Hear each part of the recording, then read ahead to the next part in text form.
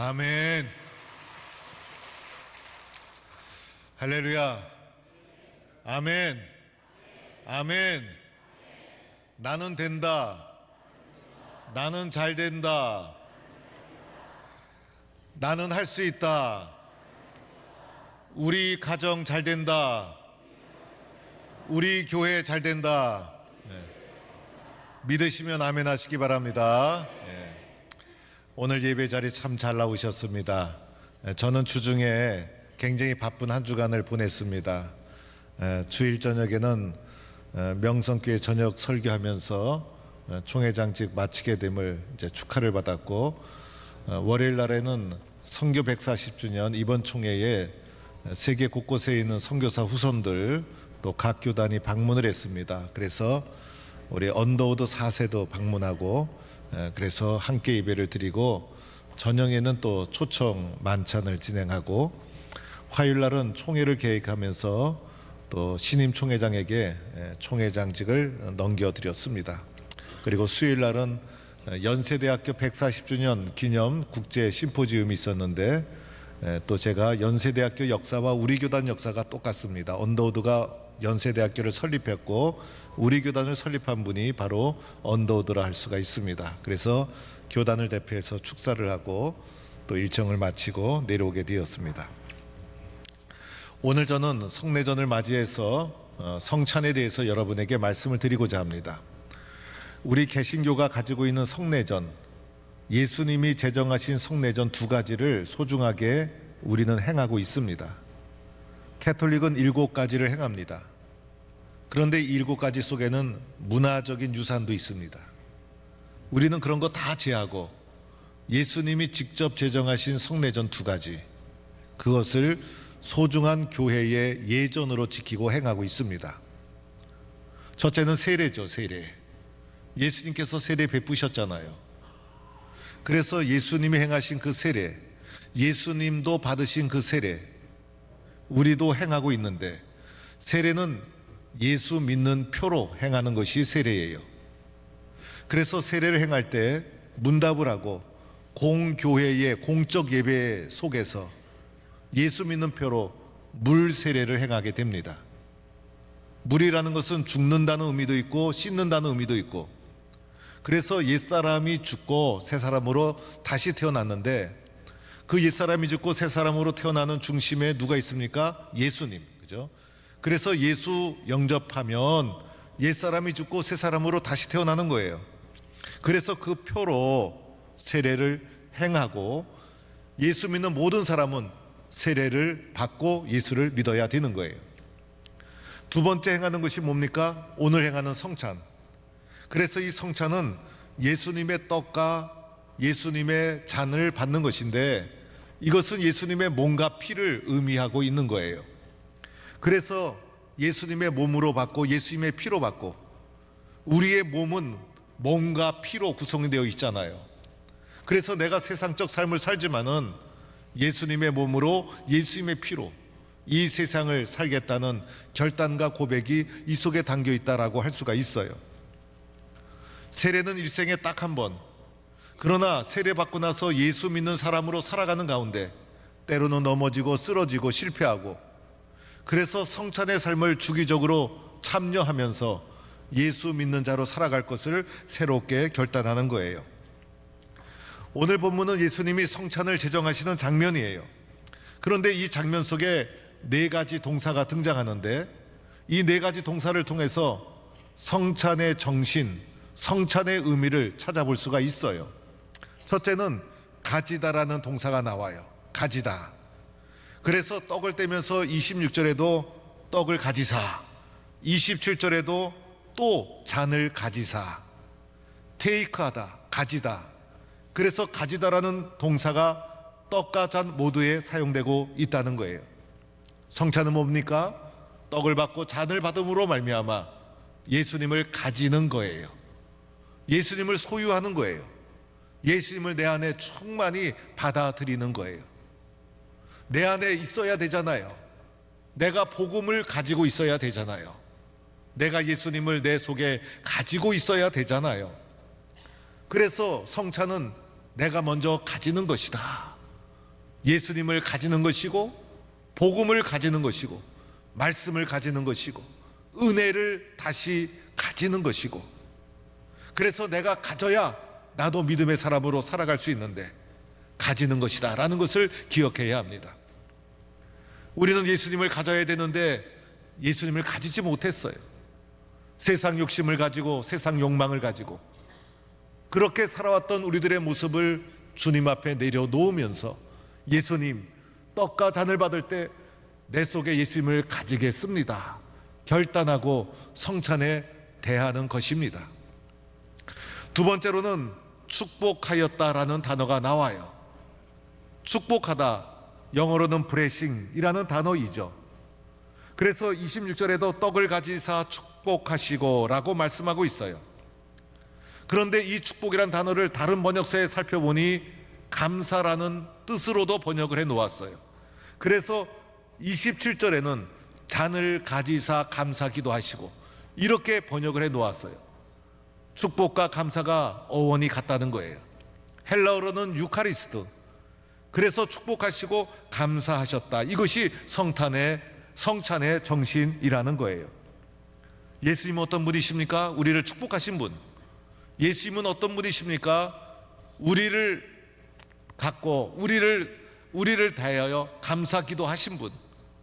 그래서 우리들도 어떻게 됩니까? 축복하고 감사하는 자가 되어야 하는 거예요. 우리가 살아가는 것 자체가 하나님의 축복이요, 자녀된 것이 하나님의 축복이요, 자녀로 살아가는 것이 감사요. 그래서 우리의 마음속에 하나님, 나도 주님을 본받아 나도 주님의 축복 가운데 살아가고 은혜로 살아가는데 나도 감사의 삶을 살겠습니다. 다른 영혼을 축복하며 살겠습니다.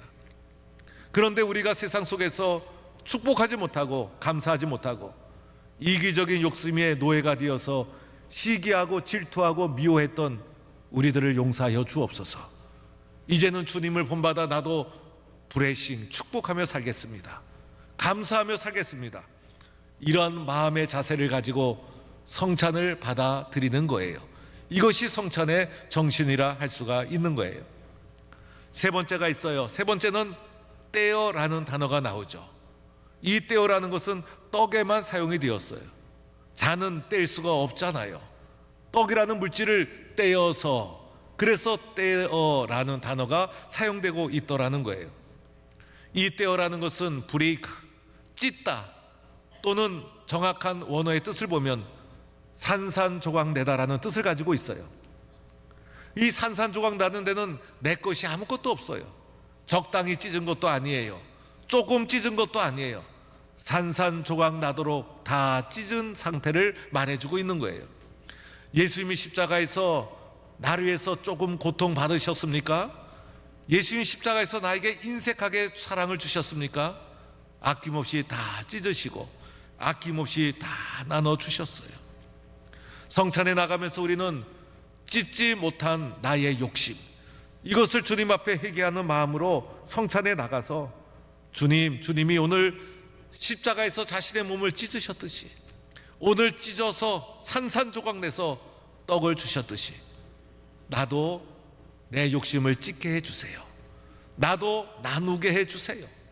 나도 산산조각 나게 해주세요.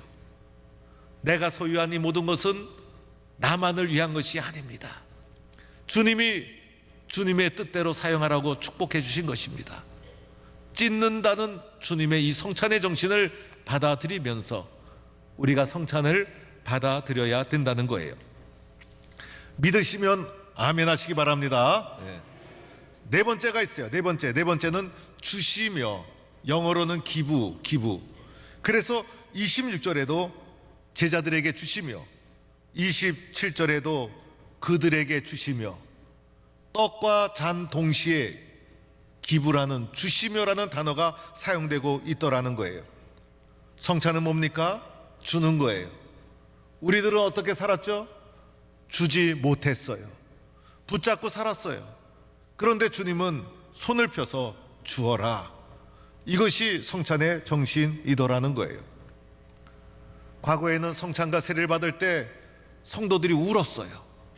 저도 세례 받을 때 어릴 적부터 당연하게 교회 나오다 보니 세례가 뭔지도 잘 모르고, 아버님이 입교해야 된다고 해서 고등학교 시절에 억지로 입교를 했어요. 사실 입교가 잘 모르고 입교를 했어요. 그런데 옆에 세례 받으시는 분이 얼마나 울면서 세례를 받으시는지, 성찬을 받을 때도 얼마나 눈물을 흘리면서 성찬을 받았는지, 오늘 우리 그리스도인들은 마음이 강팍해졌어요. 눈물이 말라버렸어요. 그러나 성찬 앞에 섰을 때는 나 자신을 돌아보며 성찰하고 주님 말씀대로 살지 못했음을 회개하고 눈물도 흘리고 기도하면서 받아야 되는 거예요. 오늘 예수님 뭐라고 말씀하셨죠? 받아서 먹으라. 이것을 내가 받는 거예요. 내가 받아서 내 속에 집어넣는 거예요. 또 너희가 이것을 다 마시라. 잔을 받아서 아낌없이 다 마시는 거예요. 주님은 아낌없이 우리들에게 다 주셨어요. 그리고 그것을 내 몸속에 집어넣는 거예요. 작은 떡이고 작은 잔이지만은 우리가 기도하면서 받을 때는 주님의 살이요 주님의 피다, 그러면서 내 몸속에 집어넣고, 나도 세상에 육신을 갖고 살고 있지만은, 내 몸을 갖고 살고 있지만은, 이제부터는 내 몸이 아니라 주님의 몸으로 주님의 피로 세상을 살겠습니다 라는 마음을 가지고 기도하면서 귀하게 받고 먹고 마시는 거예요. 성찬을 받을 때도 두 손으로 귀하게, 기도하면서 귀하게, 잔도 귀하게 받으시고 좀 천천히 음미하고 기도하고 회개하고 결단하면서 받아 마시는 거예요. 일부 예배 보니까 어떤 분은 일어나서 받으시더라고요. 일어나서 떡을 받고 좀 이따 잔이 가니까 그분이 또 일어나서 잔을 받고, 일어날 필요는 없어요. 그냥 앉으셔서 받으시되 여러분께서 귀하게 여기면서 성찬을 받으셔야 된다는 거예요. 그러면서 동시에 우리 마음속에 눈물이 있고 간격이 있고 결단이 있고 그래야 되잖아요. 오늘날에는 너무 눈물이 없는 시대, 그래서 성찬하면서 주님 앞에 섰다는 이 신앙의 순수한 마음을 다시 가지고 성찬으로 나가는 거예요. 여러분, 예수 잘 믿기 쉽지 않습니다. 요즘 가짜가 너무 많아요. 그렇죠, 여러분? 적당히 믿는 사람이 너무 많아요. 적당히 믿으면 뭐가 되겠습니까? 적당히 믿으면 뭘 알겠습니까? 적당히 믿으면 무슨 보람이 있겠어요? 적당히 믿으면 무슨 유익이 있겠어요? 믿어도 확실하게 믿는 성도가 되기를 축원합니다. 제대로 믿어야죠. 제대로 확실하게 믿어야죠.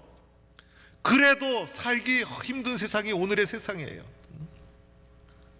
오늘도 일부 예배 끝나고 이번 주 암 수술 때문에 기도받고 눈물을 흘리면서 돌아간 성도들이 있어요. 여러분, 이 세상 속에서 얼마나 우리가 흔들립니까? 가짜의 유혹이 얼마나 많습니까? 가짜에 분별력 없이 휘둘려서 살아가면요, 그 가짜가 진짜인 줄 알고 마음을 주었을 때 그 마음은 진실한 마음일 수 있어요. 그러나 분별력 없이 그렇게 하면요, 결국은 그것도 가짜 인생이에요. 예수 그리스도 오직 한 분만이 진리이신 줄로 믿습니다. 대충 믿으면 안 돼요.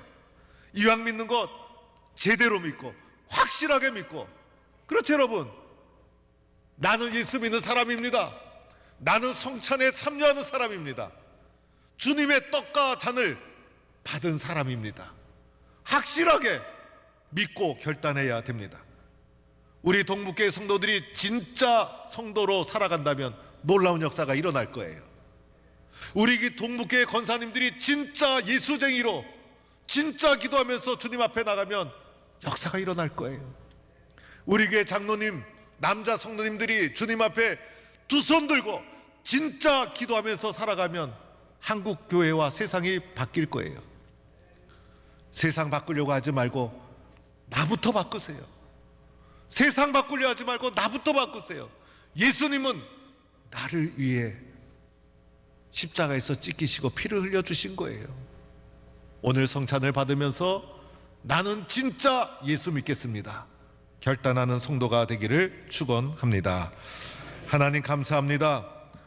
오늘 성찬에 나아가면서 나를 위해 아낌없이 흘려주신 주님의 피, 주님의 살, 내 속에 다시 한번 회복하는 은혜의 시간 되게 하여 주옵소서.